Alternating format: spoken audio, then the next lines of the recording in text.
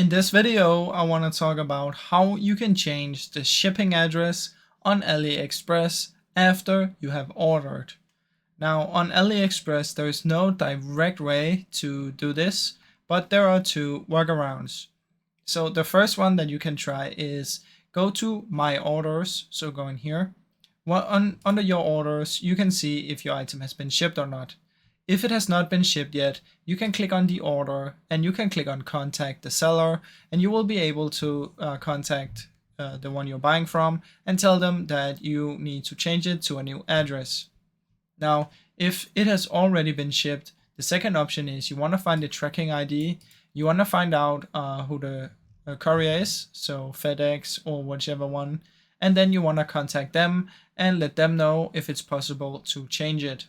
So these are the two ways that you can potentially do it, guys. I really hope you enjoyed this short video. If you did, please leave a like and subscribe, as it helps me out a ton.